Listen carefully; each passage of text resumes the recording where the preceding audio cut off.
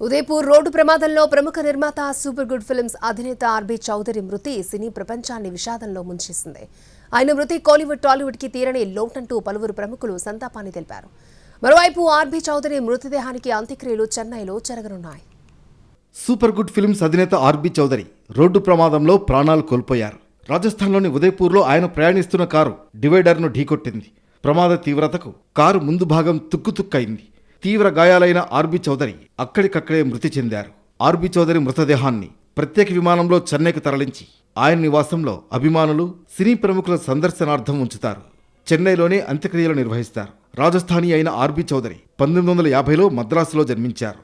పూర్తి పేరు రతన్లాల్ భగత్రామ్ చౌదరి. సినిమాల్లోకి రాకముందు స్టీల్, జ్యువెలరీ వ్యాపారాలు చేశారు. ఆయన నిర్మించిన తొలి సినిమా ఆదిపాపం 1988లో విడుదలైంది.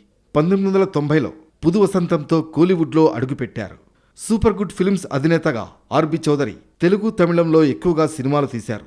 పలు భాషల్లో 90కు పైగా చిత్రాలు నిర్మించారు. ఇందులో ఎన్నో విజయవంతమైన చిత్రాలున్నాయి. తెలుగులో రాజా, సూర్యవంశం, సుస్వాగతం, నువ్వు వస్తావని, సంక్రాంతి, నవవసంతం మొదలగు చిత్రాలు నిర్మించారు. ఆయన తీసిన చిత్రాల్లో ఎక్కువ క్లాసిక్ హిట్స్ కావడంతో మంచి పేరు వచ్చింది. ఎన్నో మరపురాని చిత్రాలను నిర్మించిన RB Chowdary super good films బ్యానర్పై ఎందరో దర్శకులను, నటీనటులను సినీ పరిశ్రమకు పరిచయం చేశారు. ఆర్బీ చౌదరికి 4 కుమారులు: సురేష్, జీవన్, జితన్ రమేష్, జీవా. ఇందులో జితన్ తమిళ చిత్రాల్లో పాపులర్ యాక్టర్, జీవా తమిళ, తెలుగు చిత్రాల్లో నటుడిగా గుర్తింపు తెచ్చుకున్నారు. ఆర్బీ చౌదరి మృతి పట్ల సినీ ప్రముఖులు సంతాపం తెలుపుతున్నారు. ఆయన కుటుంబ సభ్యులకు సానుభూతి తెలుపుతున్నారు.